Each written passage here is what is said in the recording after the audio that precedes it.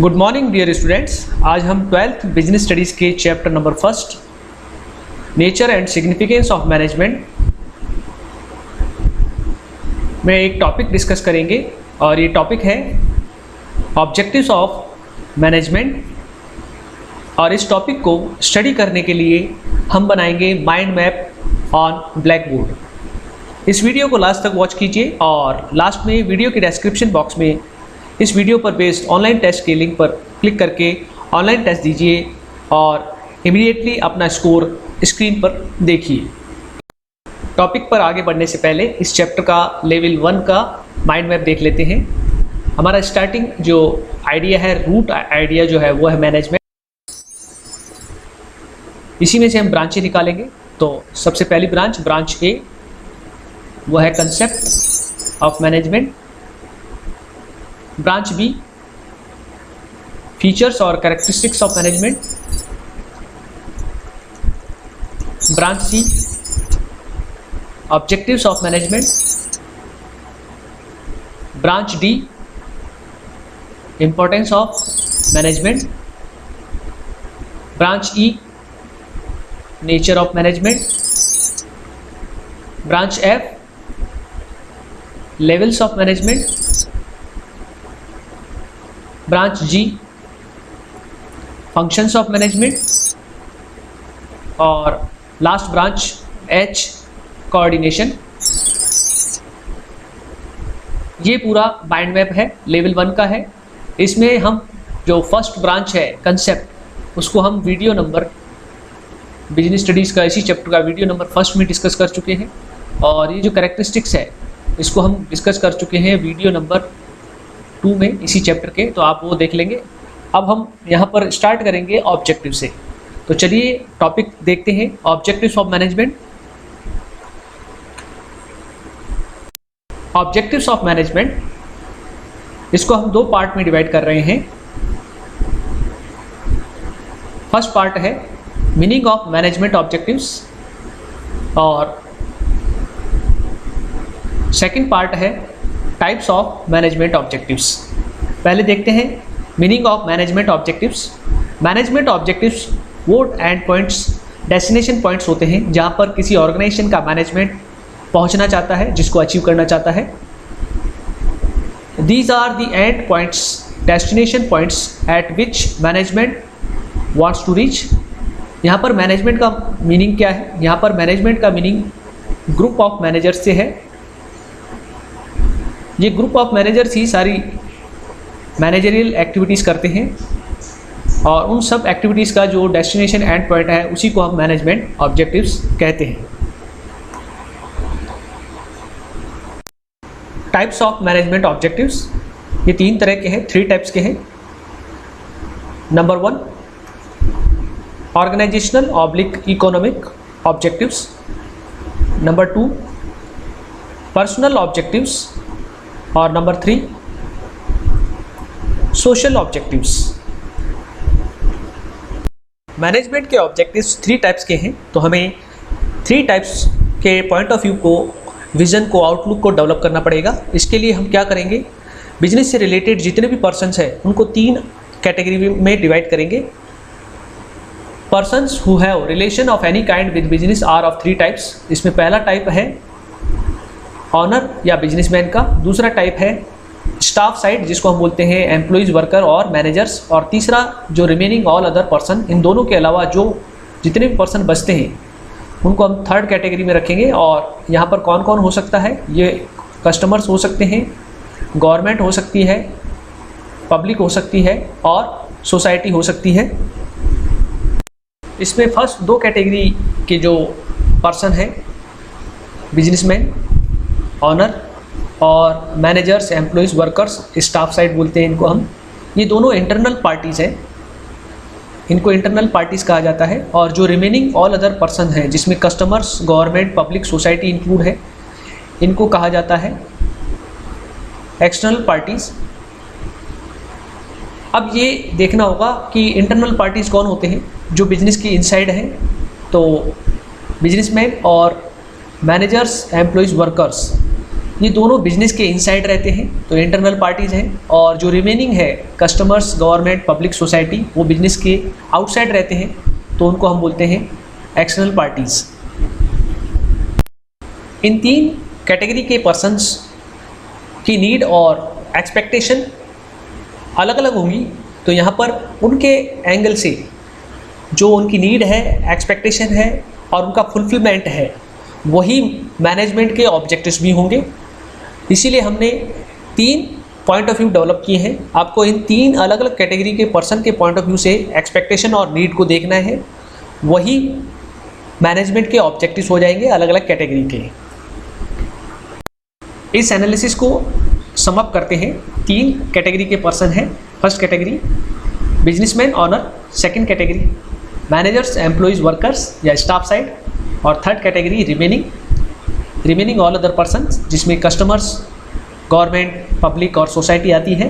पहले देखते हैं बिजनेसमैन या ऑनर के पॉइंट ऑफ व्यू से management objectives. Expectations, needs of owner and their fulfilment, satisfaction will be called organisational oblique economic objectives. तो owner या बिजनेसमैन के पॉइंट ऑफ व्यू से जितनी भी एक्सपेक्टेशन, नीड है, उनका फुलफिलमेंट और उनका सेटिस्फैक्शन जो है, वही ऑर्गेनाइजेशनल या इकोनॉमिक ऑब्जेक्टिव्स कहलाएंगे। सेकंड कैटेगरी के पर्सन्स, उनके पॉइंट ऑफ व्यू और मैनेजमेंट ऑब्जेक्टिव्स को देखते हैं।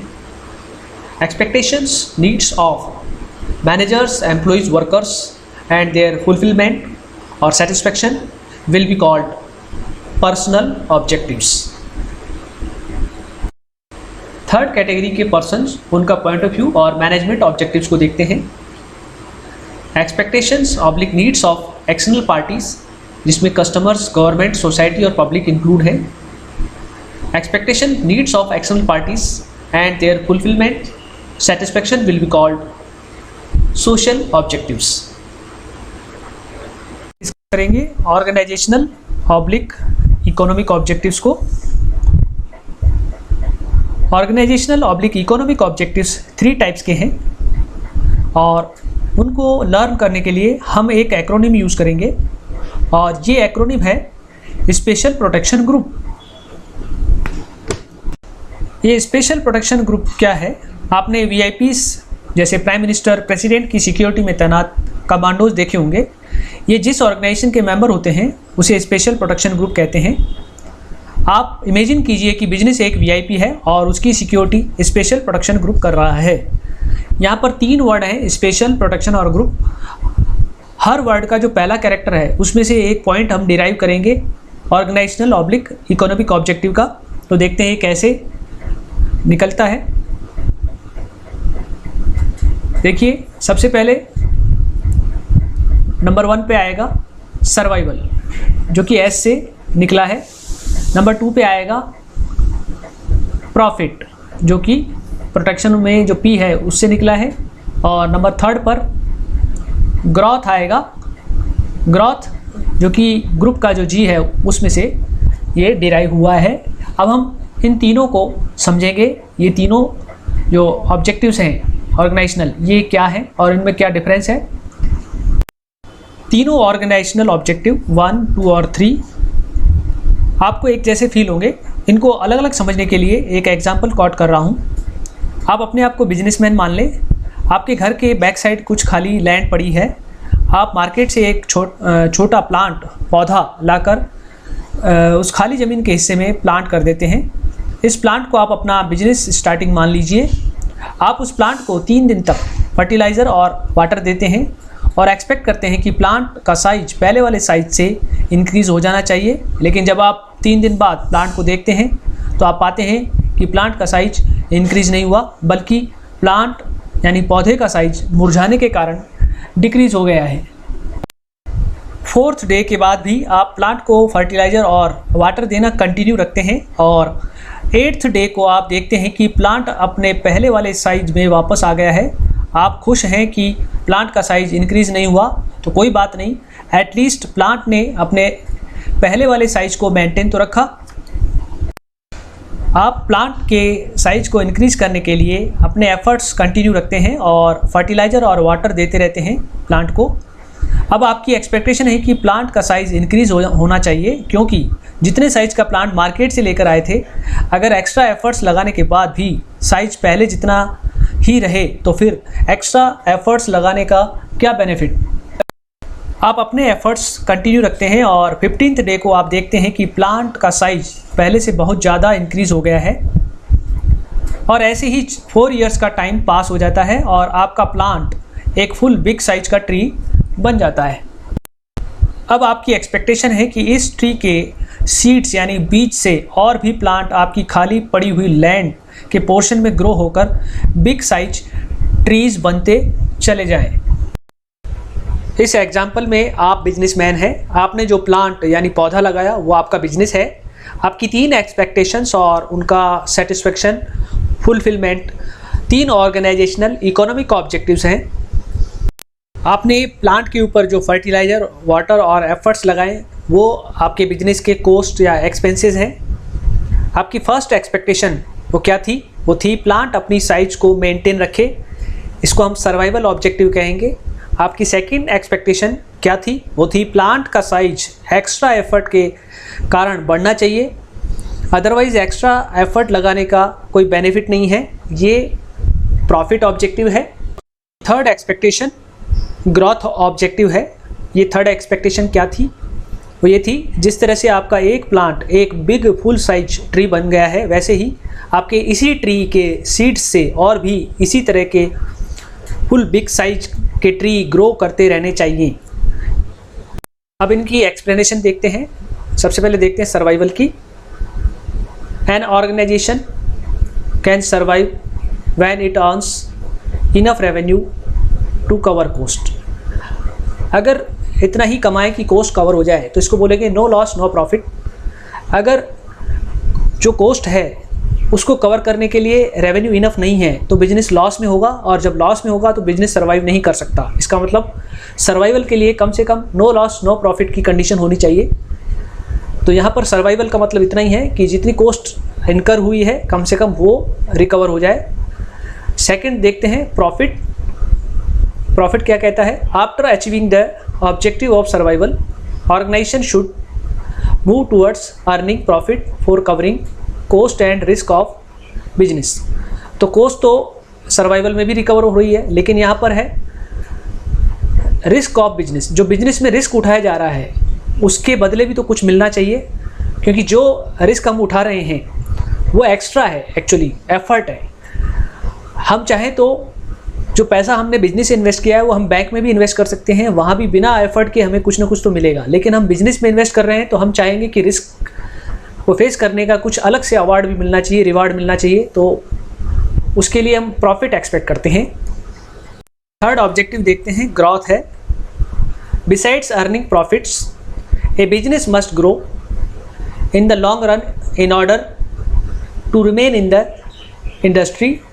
ए business can grow by increasing sales volume, number of employees, product and capital investment। इसका मतलब है बिजनेस जो प्रॉफिट अर्न करे वो लंबे समय तक करे, लॉन्ग टर्म के लिए करे, शॉर्ट टर्म के लिए नहीं। इसका मतलब है बिजनेस प्रॉफिट अर्न करने की जो इनिंग है वो लंबी खेले, शॉर्ट इनिंग न खेले, और इस लंबी इनिंग के दौरान उसकी sales volume, number of employees, product, capital investment और ब्रांचेस ये इंक्रीज होते रहने चाहिए। इसी को हम ग्रोथ बोलेंगे। यहाँ पर एक पॉइंट इम्पॉर्टेंट है कि ऑनर और मैनेजर एक भी हो सकते हैं और अलग अलग भी हो सकते हैं, और जब ऑनर और मैनेजर अलग अलग होते हैं तब ऑनर्स मैनेजर से ये एक्सपेक्ट करते हैं कि वो उसके द्वारा एस्टेब्लिश बिजनेस को मेंटेन रखे, यानी सर्वाइव करे, प्रॉफिट अर्न करके दे और बिजनेस को बढ़ाते या ग्रो करते जाएं।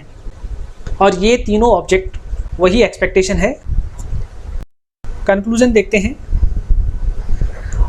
ये तीनों ऑब्जेक्ट के बारे में है। Organisation should utilise human and material resources to the maximum possible advantage for attainment of this और 3 organisational public economic objectives.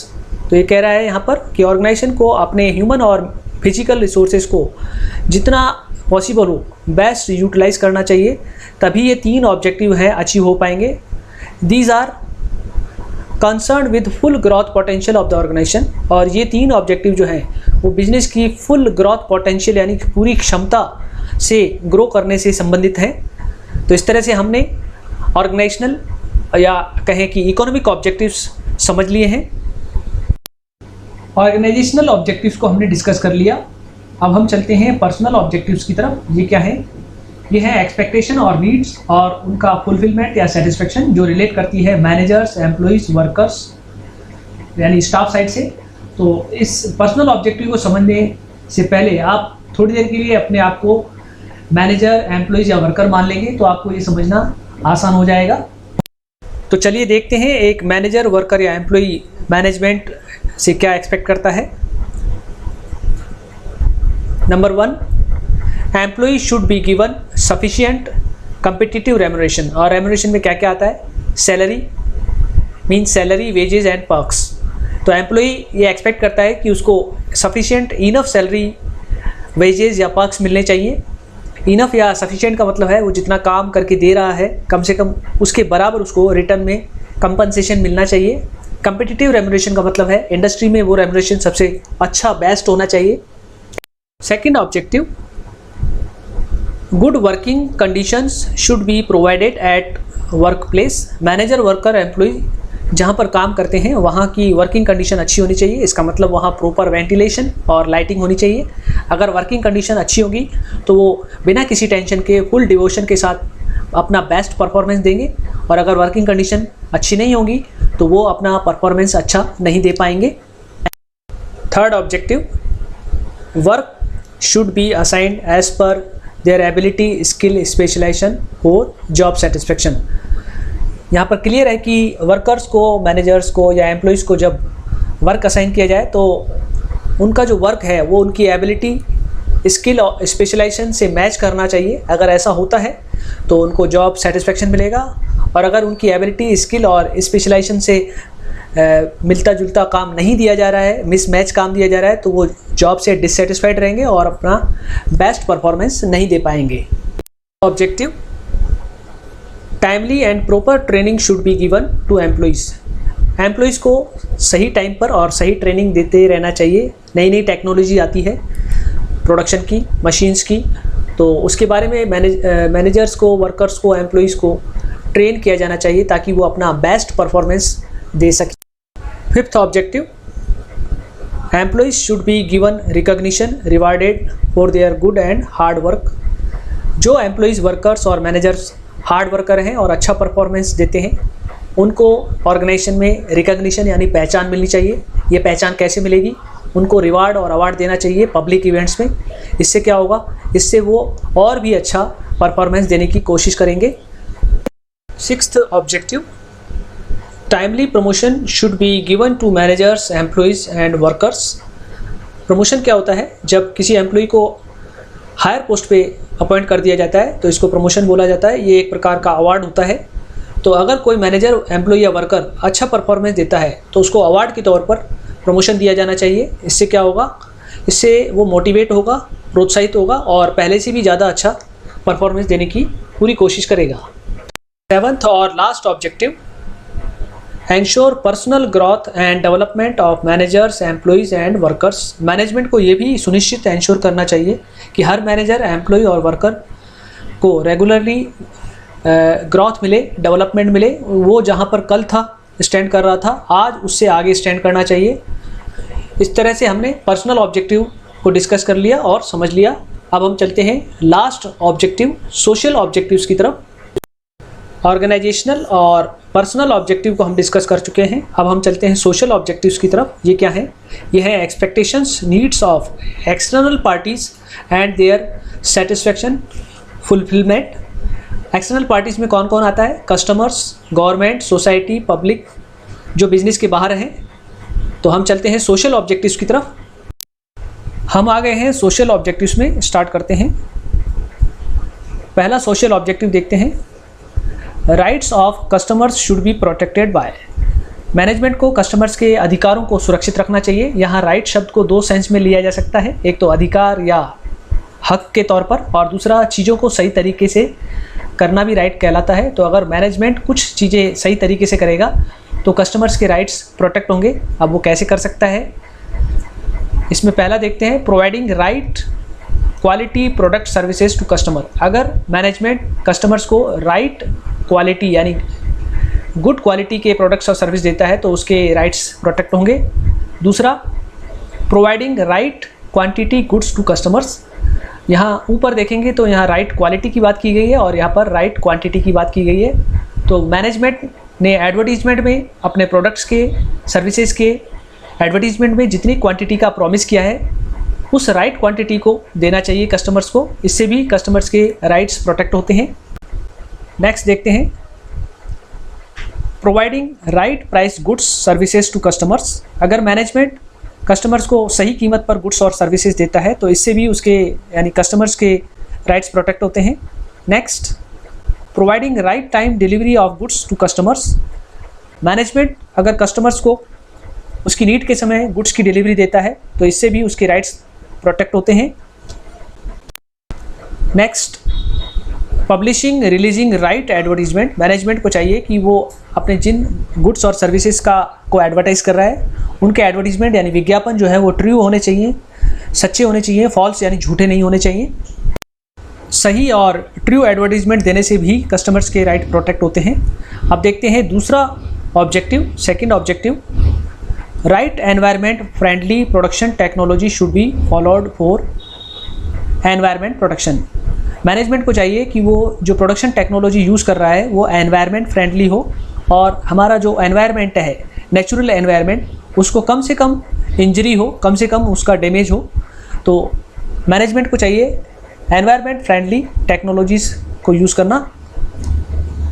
Third objective देखते हैं, management should generate create employment opportunities for the society और country.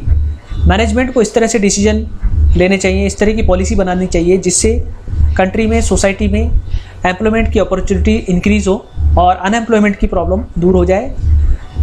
Employment की वजह से जो related problem है उनका भी सॉल्यूशन हो जाता है, जैसे पॉवर्टी और इलिटरेसी।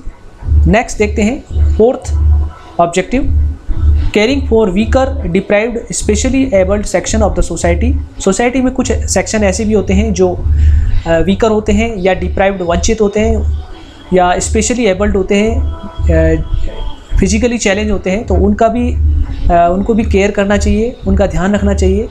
इस तरह की पॉलिसीज़ बनानी चाहिए कि उनको कुछ बेनिफिट हो। Fifth objective, follow law of the country comma government rules and regulations. Management को कंट्री के लॉ यानी कानून और गवर्नमेंट के रूल्स को फॉलो करते हुए मैनेजरियल एक्टिविटीज़ करनी चाहिए, डिसीजन लेने चाहिए और पॉलिसी फ्रेम करनी चाहिए। इसके अलावा timely and correct payment of taxes. Management को सही समय पर और सही टैक्स पे करने चाहिए। Discourage corruption in the country, और इस तरह से काम करना चाहिए कि कंट्री में करप्शन का जो लेवल है वो कम हो, ना कि बढ़े।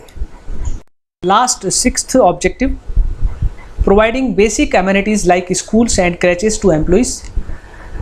बिजनेस मैनेजमेंट को अपने एम्प्लॉयज़ के बच्चों के लिए स्कूल्स खोलने चाहिए और क्रैचेस वगैरह रन करने चाहिए। तो ये भी एक सोशल ऑब्जेक्टिव है। तो इस तरह से हमने ये पूरा टॉपिक सोशल, पर्सनल और ऑर्गेनाइजेशनल ऑब्जेक्टिव वाला समझ लिया, डिस्कस कर लिया। मुझे उम्मीद है आपको ये वीडियो समझ में आया होगा। अगर आपके कोई सजेशंस या क्वेरीज हैं तो आप कमेंट बॉक्स में लिख सकते हैं। वीडियो देखने के लिए आपका बहुत बहुत थैंक यू वेरी मच।